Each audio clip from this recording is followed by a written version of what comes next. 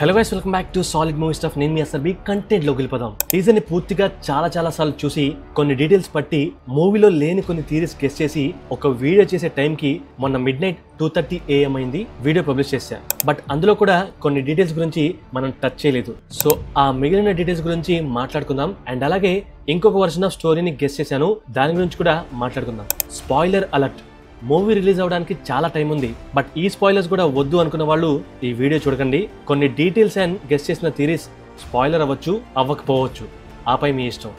Number 1, మన previous detailing వీడియోలో ఈ సీన్ లో హీరో నన్ దగ్గరికి కన్ఫెషన్ కోసం వెళ్తాడని చెప్పుకున్నాంగా. అది నిజమే. వీళ్ళ బూత్ దగ్గరకు వెళ్ళక ముందు ఏం జరుగుతుంది అనేది మనం ఆల్రెడీ చూసేసాం. అదే 10 months బ్యాక్ వచ్చిన గ్లిమ్స్ లో ప్రభాస్ గారు ఇలా బైక్ వేసుకుని వస్తూ పెళ్లి కారుకున్న అద్దం చూసుకొని దిష్టి తీసుకొని బొకే పట్టుకుని వెళ్తున్నట్లుగా చూపిస్తారు. సో ఆ గ్లిమ్స్ బ్రేక్ డౌన్ లో తను లైబ్రరీకి వెళ్ళడం లేదు, ఆ బొకే అండ్ ఆ పెళ్లి కార్ని చూస్తే ఏదో పెళ్లి జరుగుతుంది, ఆ పెళ్లికి అటెండ్ అవ్వడానికి వెళ్తున్నారు అనుకుంటా అని మనం అప్పట్లో గెస్ చేసాం. సో అది ఈ టీజర్ లో నిజమైంది. సో ఆ పెళ్లి వచ్చేసి చర్చ్ లో జరుగుతుంది. ఆ పెళ్లికి అటెండ్ అయిన హీరో మేబీ ఫస్ట్ టైం అలా ఆ పెళ్లిలో నిధి అగర్వాల్ గారిని చూస్తాడనుకుంటా. దెన్ వెంటనే అది కన్ఫెస్ చేయడానికి మేబీ ఆ బూత్ కి వెళ్ళి తన గురించి చెప్తున్నప్పుడు వాళ్ళ ఫస్ట్ పరిచయం అక్కడే జరగచ్చు. సో ఇది అక్కడ జరిగే ఒక కంప్లీట్ సీన్ అవ్వచ్చు. అండ్ ఆ తర్వాత తన కోసం ఇలా ప్రతి సండే తనను చూడడానికి హీరో వెళ్తూ ఉండొచ్చు. అక్కడ తన బాధలు ఇలా షేర్ చేసుకుంటూ ఉండొచ్చు. సో మ్యాక్స్ ఒక సీక్వెన్స్ మొత్తాన్ని ఇలా ఈ టీజర్ లో పెట్టేశారు. నెంబర్ 2, ప్రీవియస్ వీడియోలో ఇక్కడ ఈ అప్సైడ్ డౌన్ సీన్ లో రాజాసాబ్ ఆ మహల్లోకి వచ్చిన వాళ్ళతో ఫైట్ చేస్తున్నాడని చెప్పుకున్నాం. అండ్ రివ్యూ వీడియోలో ఈ ముగ్గురు హీరోయిన్స్ రూఫ్ టాప్ లో వేలాడుతున్న వాళ్ళను చూస్తున్నారని చెప్పుకున్నాం. సో అసలు వీళ్ళు ఈ రాజ్ మహల్ లోకి రావడానికి కారణం మేబీ ఈ ఫైట్ సీన్ అవ్వచ్చు. ఈ పిక్ లో హీరో వేసుకున్న షర్ట్ కలర్ ని గుర్తుపెట్టుకోండి. ఇక్కడ హీరో గారు కాట్రాస్ టీమ్ ని కొట్టేసి వెళ్ళిపోతే నైట్ తనను వేసేద్దామని ఆ మహల్లోకి వాళ్ళు వెళ్ళుండొచ్చు. దెన్ ఇలా పెనుగులాట జరుగుతుంది. సో ఇక్కడ హీరో వేసుకున్న షర్ట్ కలర్ చూడండి, రెండు మ్యాచ్ అవుతున్నాయి. తర్వాత ఐదర్ హీరో స్పృహ కోల్పోవచ్చు ఆర్ హీరో చూస్తుండగానే రాజాసాబ్ ఆ బ్యాచ్ మొత్తాన్ని పైకి లాక్కొని గట్టిగా వినపడేలా ఒక షేక్ హ్యాండ్ ఇవ్వచ్చు. నెంబర్ 3, మన ప్రీవియస్ వీడియోలో సంజయ్ దత్ గారు బయట నుండి వచ్చి రాజాసాబ్ ని చంపేస్తాడు, తను ఒక మాంత్రికుడని ఒక థియరీ అనుకున్నాం. అయితే నిన్న మారుతి గారు ఒక ఇంటర్వ్యూలో సంజయ్ దత్ గారు ఎవరు అని ఆయన్ని అడిగితే ఆయన ప్రభాస్ గారికి తాతగారిగా ఈ మూవీలో చేస్తున్నారని డైరెక్ట్ గా ఆయన చెప్పేశారు. సో సంజయ్ దత్ గారు హీరోకి తాత అయితే మరి రాజాసాబ్ ప్రభాస్ గారు కదా. ఆయన ఓల్డర్ గెటప్ లో గ్రే హెయిర్ లో బ్లాక్ డ్రెస్ లో ఉన్నట్లుగా ఒక మోషన్ పోస్టర్ లో చూపించారుగా. మరి ఆయన ఎవరు అని అడిగితే ఆయన ప్రభాస్ గారికి ఇంకొక తాతగారు అనుకోండి అని మారుతి గారు అన్నారు. సో ఇదంతా అఫీషియల్ గా డైరెక్టర్ మారుతి గారు మీడియాతో చెప్పారు. అంటే దాని అర్థం సంజయ్ దత్ గారు అండ్ ఓల్డర్ గెటప్ లో ఉన్న ప్రభాస్ గారు బ్రదర్స్ అయి ఉండొచ్చు. సో ఆస్తి కోసం తన తమ్ముడినే అలా చేస్తాడని అనుకోవచ్చు, ఆర్ వేరే ఏదన్నా రీజన్స్ తో అలా చేసి ఉండొచ్చు. అయితే ఇక్కడ ఒక థియరీ ఏంటంటే ఈ పూజలు చేసే టైంలో సంజయ్ దత్ గారు యంగ్ గా ఉంటారు, ఆయన హెయిర్ బ్లాక్ కలర్ లో ఉంటుంది. దెన్ ఇక్కడ తను ముసలివాడిగా అయ్యే వరకు బ్రతికి ఆ తర్వాత చనిపోయి ఉంటాడని మనం నిన్నటి డీటెయిలింగ్ వీడియోలో అనుకున్నాం. ఇఫ్ ఒకవేళ తను ఇంకా బ్రతికే ఉంటే ఆ మహల్లో తను ఎక్కడ ఉంటాడు అంటే ఈ రూమ్ లో ఉంటాడు. ఇది సంజయ్ దత్ గారి స్టడీ రూమ్ అంట, డైరెక్టర్ గారు మన ఇంటర్వ్యూలో చెప్పారు. బట్ ఒకవేళ నిజంగానే తను ఇంకా బ్రతికుంటే ఆ మహల్లోకి వీళ్ళందరూ ఎలా వస్తున్నారు, ఇతను రానివుడుగా అని అనుకోవచ్చు. ఆర్ సమ్ రీజన్స్ తో తను ఒక్కడే ఇలా స్టడీలో కొన్ని సంవత్సరాలుగా ఆ రూమ్ ని విడిచి రావడం లేదా, like Neelambari Narasimha movie. Or ఆ రూమ్ లోనే బ్రతికిన రోజులు బ్రతికి అక్కడే ముసలివాడిగా చనిపోతాడా అనేది.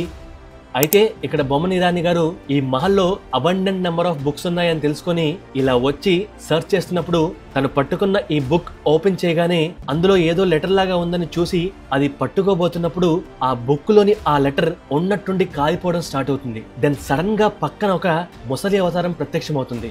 అందుకనే బొమ్మన్ ఇరానీ గారు భయం అండ్ ఆశ్చర్యంతో వచ్చింది ఎవరు అని తన ఎదురుగా ఉన్న అతన్ని తన లెఫ్ట్ షోల్డర్ నుండి చూస్తూ ఫేస్ వైపుకి రాగానే తన కళ్ళల్లో చిన్నగా భయం అప్పుడే స్టార్ట్ అవుతుంది అన్నప్పుడు టీజర్ లో ఆ సీన్ కట్ అయి నెక్స్ట్ సీన్ వస్తుంది. అంటే తర్వాత ఏం జరుగుతుంది? ఎదురుగా ఉన్న ముసలైన ఫేస్ నార్మల్ గానే ఉందా లేక భయంకరంగా ఉంటుందా? ఎందుకని బొమ్మన్ ఇరానీ గారు ఒక టైప్ ఆఫ్ వియర్డ్నెస్ తో ఆపోజిట్ లో ఉన్న పర్సన్ వైపు అలా చూస్తున్నారో తెలియాల్సి ఉంది.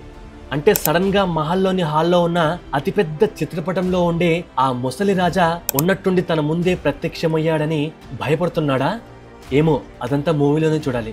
నెంబర్ 4, ఈ సీన్ లో ఆల్మోస్ట్ మహల్ మొత్తం కాల్చేసిన తర్వాత హీరో ఇలా ఎగిరెగిరి కొడుతున్నారేమో అనుకుంటున్నారేమో. నో, హీరోని ఆ ఆత్మ ఎగరేసి కొడుతుంది. ఆ తర్వాత అఫ్ కోర్స్ హీరో కూడా రియాక్ట్ అవుతాడు. నెంబర్ 5, ఈ డీటెయిల్ వచ్చేసి very very important detail. And also అది యూజ్ చేసి ఒక థియరీని గెస్ చేసి చెప్తున్నాను. ఈ సీన్ లో సంజయ్ దత్ గారు సీరియస్ గా తలకిందులుగా వేలాడి ఏదో పూజ చేస్తున్నారు. అండ్ ఇక్కడ ఆ చక్రంలో ఎవరినో బంధించడానికి క్షుద్ర పూజ చేస్తున్నారని మన ప్రీవియస్ వీడియోలో మాట్లాడుకున్నాం.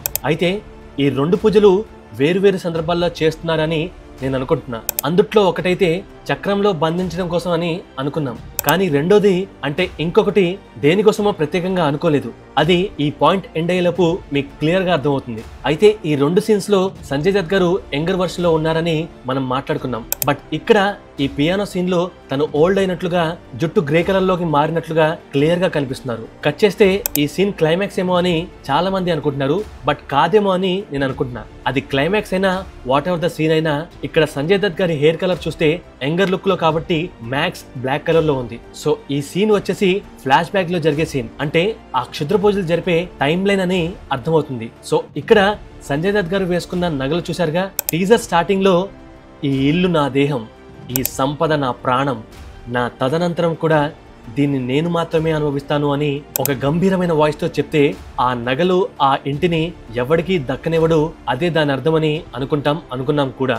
అలాగే ఈ పిక్ చూడగానే మేబీ క్లైమాక్స్ లో ఆ నగల మీద ఉన్న ఇష్టంతో అలా వేసుకుని ఎవరితోనో ఫైట్ చేస్తున్నాడేమో, మేబీ రాజాసాబ్ తోనే అని అనుకుంటాం. కానీ నా థియరీ ఏంటంటే మేబీ ఇది క్లైమాక్స్ కాకపోవచ్చు. అసలు ఇక్కడ ఏం జరుగుతుంది అనే దానికి ఫస్ట్ ఇక్కడ సంజయ్ దత్ గారు వేసుకున్న ఆ నగలన్నీ క్షుణ్ణంగా పరిశీలిస్తే మగవారు వేసుకునే ఒక్క ఆభరణం కూడా ఆయన వేసుకోలేదు.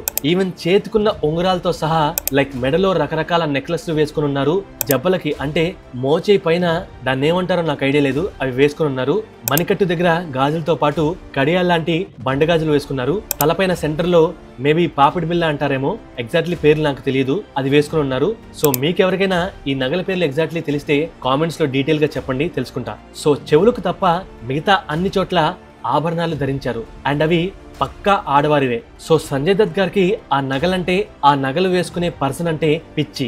కానీ ఎందుకంత అబ్సెషన్ ఆ పిచ్చి అని అడిగితే, అసలు ఆ పర్సన్ ఎవరు అని అడిగితే దానికి రిలేటెడ్ గా ఒక డీటెయిల్ దొరికింది. మేబీ తను యవ్వనంలో ఇలా ఉన్నప్పుడు సేమ్ ఊరిలో ఉన్న ఒక అమ్మాయిని తను లవ్ చేసి ఉండొచ్చు, ఆర్ డబ్బులున్నాయని ఆ అమ్మాయిని కావాలని కోరుకోవచ్చు. బట్ తను ఆ ప్రపోజల్ ని నిరాకరించడంతో తనను వశపరుచుకొని తన ఇంట్లో బందీగా పెట్టుకొని మేబీ తన చావుకి కారణం అవ్వచ్చు. సో ఆ అమ్మాయి చనిపోయిన తర్వాత తన నగలను జాగ్రత్తగా దాచుకొని ఉండొచ్చు. దెన్ ఆ చనిపోయిన పర్సన్ చనిపోయిన తర్వాత సంజయ్ దత్ గారు రిలాక్స్ అవుతున్న టైంలో తన దగ్గరకు సడన్ గా వచ్చి తనలో ప్రవేశించి ఇలా దాచిన నగల్ని వెతికి అవి అలంకరించుకొని సంజయ్ దత్ గారిని చంపడానికి ప్రయత్నించవచ్చు. ఆ సమయంలో తన అసిస్టెంట్ సహాయంతో సంజయ్ దత్ గారు అక్కడి నుండి బయటపడొచ్చు. దెన్ ఆ ఆత్మను వాళ్ళిద్దరూ కలిసి మేబీ బంధించి ఆ రాజ్మహల్ లో జాగ్రత్తగా దాచిపెట్టుండొచ్చు. సో ఆ రాజ్మహల్ లో కేవలం రాజాసాబ్ ఆత్మే కాదు, మనం చెప్తున్న ఆ అమ్మాయి ఆత్మ కూడా ఉండొచ్చు. సో ఇక్కడ ఈ సీన్ లో మన ప్రభాస్ గారు ఏదో పెళ్లి మండపంలో షాక్ అవుతూ చూస్తూ ఉంటారు. అండ్ అక్కడి నుండి సడన్ గా ఆ రాజ్మహల్ కి వెళ్లి ఆ మహల్ ని కాల్చేస్తారు అని మన ప్రీవియస్ వీడియోలో అనుకున్నాం. సో యాక్చువల్ గా తనకు కనిపిస్తున్నది ఒక పెద్ద ఇల్యూజన్ అవ్వచ్చు, ఎందుకంటే ఆ చుట్టూ ఉన్న వాళ్ళ డ్రెస్సింగ్ అండ్ ప్రభాస్ గారి డ్రెస్సింగ్ స్టైల్ చాలా కాంట్రాస్ట్ గా ఉంది. సో ఈ పెళ్లి జరుగుతున్నప్పుడు నగలతో మొత్తం అలంకారం పూర్తయిన తర్వాత పెళ్లి కూతురు పెళ్లి పీటల మీదకు కూర్చోవడానికి రూమ్ నుండి బయటకు వస్తున్న సమయంలో ఆ అమ్మాయిని కిడ్నాప్ చేసి బలవంతంగా సంజయ్ దత్ గారు ఆ రాజమహల్లోకి తీసుకొచ్చి పడేయచ్చు. అదంతా ఓకే, మరి ఆ అమ్మాయి ఎవరు అని అడిగితే ఆ అమ్మాయి ఎవరో నాకు కూడా తెలియదు. కానీ ఈ టీజర్ లో తనకు సంబంధించి ఒక డీటెయిల్ దొరికింది. కట్ చేస్తే టీజర్ లో ఈ పిక్ చూడగానే ఫస్ట్ మన దృష్టి మొత్తం ఆ ఏనుగుల వైపు వెళ్తుంది. అదేముంది, అది కూడా రాజ్మహల్లోని ఇల్యూజన్ అని చాలా మంది అనుకున్నారు, ఆర్ హీరో ఉన్న రాజ్మహలే అని అనుకున్నారు. కానీ నిజానికి అది రాజాసాబ్ ఉండే రాజ్మహల్ కాదు. ఈ సీన్ లో ఈ రాజ్మహల్లో నిజంగానే తన కూతురి కోసం ఆ ఏనుగులు ఉండడానికి ఒక స్పేస్ ని క్రియేట్ చేసి అవి అక్కడే ఆ ఇంట్లోనే ఉండేలాగా పెడతాడు ఆ మహల్ ఓనర్, ఆ అమ్మాయి తండ్రి. తను ఎవరో కాదు, మన సముద్రకని గారు. సో మేబీ తన కూతురే ఆ చనిపోయిన అమ్మాయి అయి ఉండొచ్చు. ఇక్కడ ఈ పిక్ లో సముద్రకని గారి వెనకాల ఈ వాల్స్ యొక్క కలర్ ని గుర్తుపెట్టుకోండి. అండ్ ఈ పిక్ లో same colour walls and pillars ఉన్నాయి. సో ఇది వేరొక రాజ్మహల్. అండ్ సముద్రకని గారి డాటర్ వచ్చేసి ఇక్కడ క్లియర్ గా కనిపిస్తున్నారు, అంటే ఫేస్ కనపడడం లేదు. ఆ వెనకాల ఉన్న వాళ్ళు సేమ్ ఒకే కలర్ డ్రెస్సెస్ లో ఉన్నారు. సో వాళ్ళు ఆమె సహాయకులు అవ్వచ్చు. అండ్ ఫ్రంట్ ఉన్న ఆ అమ్మాయి మహల్ యజమాని కూతురు అవ్వచ్చు. అండ్ ఆ ఇమేజ్ ని జూమ్ చేస్తే తన ఫేస్ కనబడడం లేదు. అండ్ తన లెఫ్ట్ హ్యాండ్ కి ఒక బంగారపు బండగాజు ఉంది, కొన్ని నగలు కూడా ధరించి ఉంది. అండ్ సేమ్ అలాంటి బండగాజే ఇక్కడ సంజయ్ దత్ గారు కూడా ధరించి ఉన్నారు. సో తన పెళ్లిలో అదంతా జరగడం వలన ఈ సీన్ లో మేబీ హీరో వాళ్ళ కుటుంబం వలన తనకు ఏం జరిగిందో చెప్పొచ్చు, ఇల్యూజన్ క్రియేట్ చేసి చూపించొచ్చు. మన ప్రీవియస్ వీడియోలో చెప్పినట్లుగా అప్పటికే సంజయ్ దత్ గారు క్షుద్ర పూజల్లో ఎక్స్పెక్ట్ అయ్యి తనకు ఏమీ కాకుండా తన కంట్రోల్లోనే ఆ రాజ్ మహల్ ఉండేలాగా చేసుకుని ఉంటారని మనం మన ప్రీవియస్ వీడియోలో చెప్పుకున్నాం. సో ఇది అండ్ ఇది ఈ 3 పిక్స్ లోని డీటెయిల్స్ ని చూడగానే మనకు జనరేట్ అయిన థియరీ. సో దాన్ని బట్టి ఈ స్టోరీని అల్లాను. ఇది యాక్చువల్ గా మూవీలో ఉందో లేదో నాకు ఐడియా లేదు. అసలు మారుతి గారికైనా ఈ స్టోరీ తెలుసా బ్రో అని అడిగే వాళ్ళకు ఏమో బ్రో నాకు తెలీదు, ఉదర్పూచ్. ఇందాక చెప్పినట్లుగా ఇది ప్యూర్ గెస్. అండ్ ఇంతకీ ఆ ముగ్గురు హీరోయిన్స్ లో ఈ రోల్ గనుక నిజంగానే ఉంటే, అది మూవీలో ఇంపార్టెంట్ అయితే ఆ రోల్ ని ఎవరు చేసుంటారో కామెంట్ చేయండి. ఆర్ ఈ ముగ్గురు కాకుండా మూవీలో ఏమన్నా క్యామియోగా ఇంకొక హీరోయిన్ చేస్తున్నారా అనేది కామెంట్ చేయండి. అండ్ మన వీడియోస్ మీకు నచ్చితే ఫస్ట్ లైక్ కొట్టండి, దెన్ సబ్స్క్రైబ్ చేయండి, దెన్ షేర్ చేసి మీ ఒపీనియన్ కామెంట్ చేయండి. Thank you, love you all.